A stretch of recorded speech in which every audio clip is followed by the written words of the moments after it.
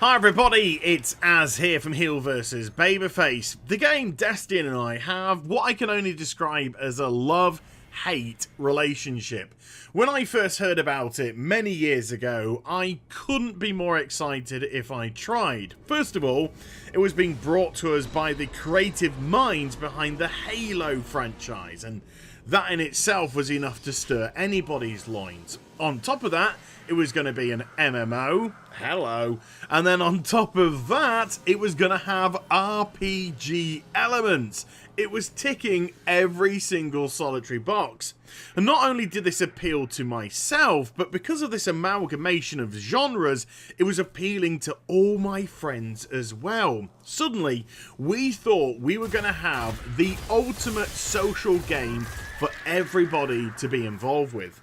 When the beta rolled around, there were a couple of concerns, but absolutely not with the gameplay. The gameplay was really tight indeed. PvP was so much fun, leveling up was a good laugh. The concern came in the longevity of it. I mean, we were told that what we were experiencing in the beta was going to be the tip of the iceberg, and we had to take that on faith. But when the beta took us to level 8, and then rumours started to circulate that the top level was 20, people started, like myself, to get a little bit of itchy feet.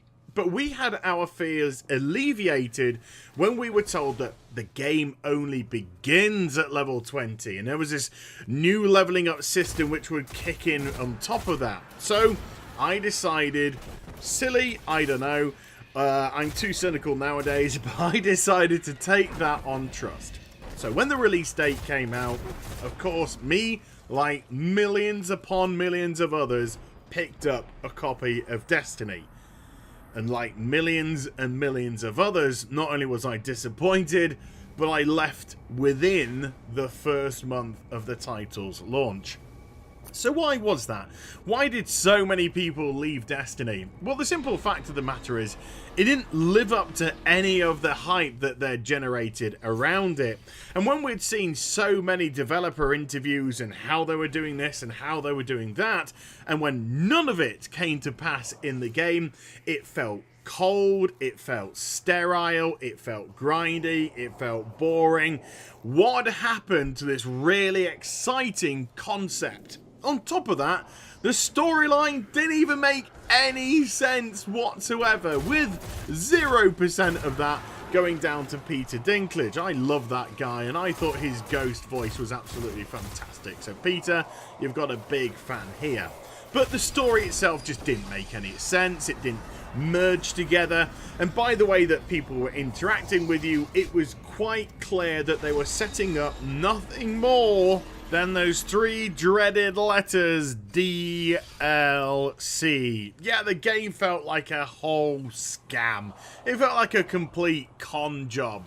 It looked like they'd had a story, they decided to cut the story up, and then they thought, wouldn't it be cool if we sold them back the story until it actually made sense? It didn't go down well with lots and lots of people, and that's another main reason why they flocked away from the game.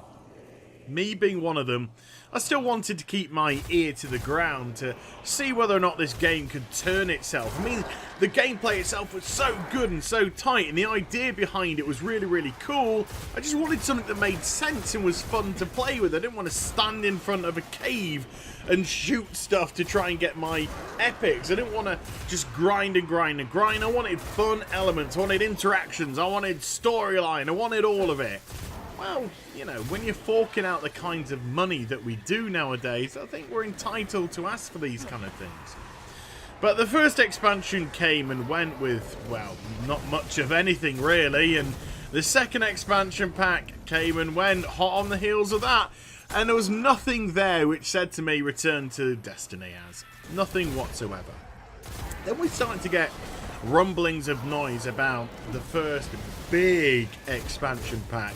And the reason why this one is being touted as so big, the Taken King, is because if you purchased the collector's editions, of course, of Destiny, you got the first two expansions as part of that. So this was going to be one that if everybody wanted to play it, everybody was going to have to pay for it.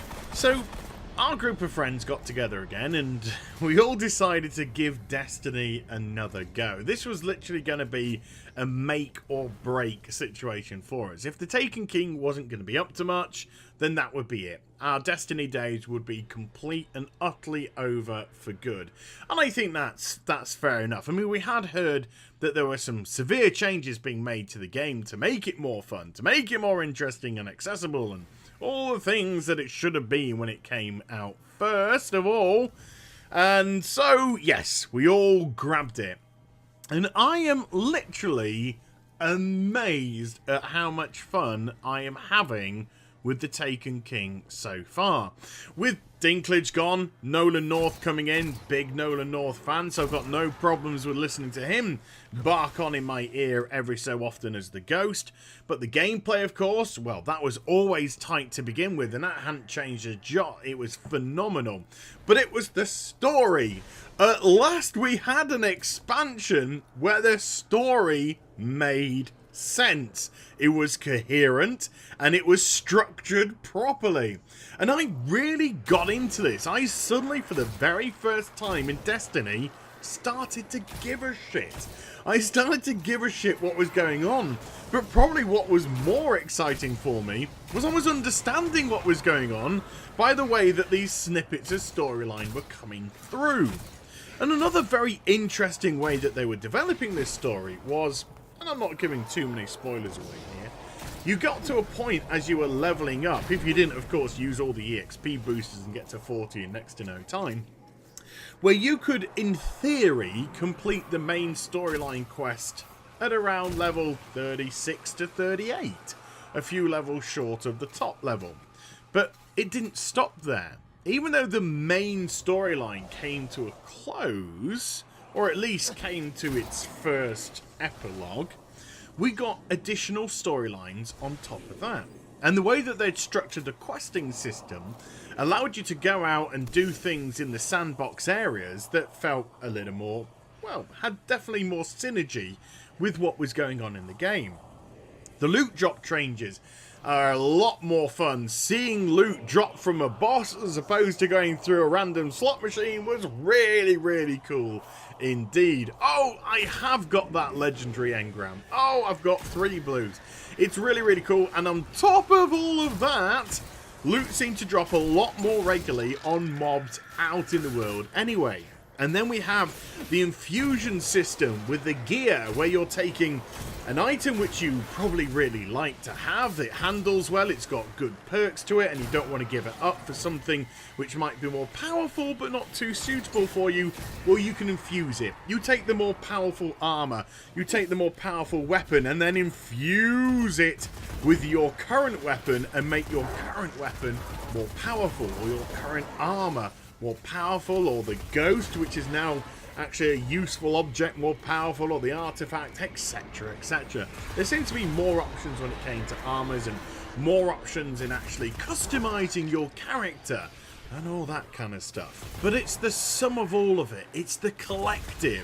When you have a storyline which is interesting and engaging, and the characters you actually start to care for and get invested in, and I think a lot of that is due to the fact that they let Nathan Fillion off his chain in this expansion, and he stole the show for me as Cade. His performance was fantastic. It had huge shades of Mal Reynolds, cheeky chappy but rugged hero at the same time.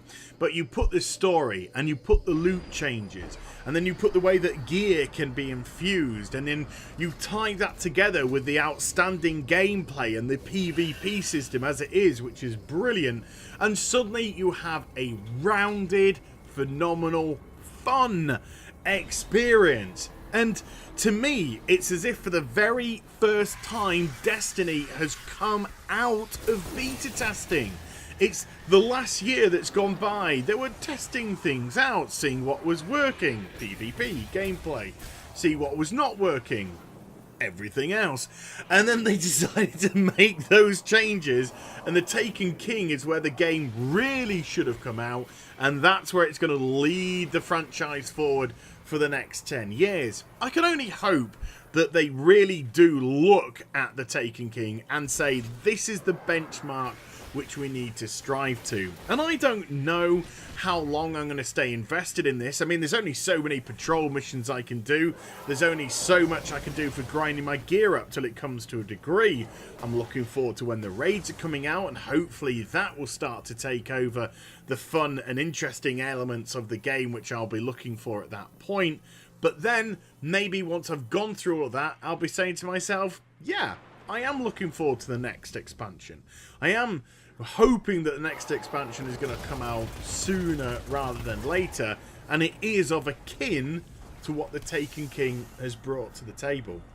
So if you have played Destiny before and left it feeling as if it just didn't deliver what you wanted, I'd actually highly recommend checking out the Taken King. And if you've never played Destiny at all, then you're probably in the best situation that you can possibly be, because you can buy the Taken King with the original Destiny game and the first 2 expansions for the same price as a regular game. So your value for money is absolutely fantastic. But for me, and I'm sorry to get a little bit selfish here, but for me, this is the game that I wanted, or at least it's showing definite degrees of the game that I really, really wanted Destiny to be. And I can only hope and pray that this is how it carries on for the future. So I hope you enjoyed the vid. If you did, do give it a thumbs up and also subscribe to my channel. Follow me on social media and Twitch for live streaming. Those links are in the description down below. And I'll be back with some more stuff very soon. You take care, everybody. Bye-bye.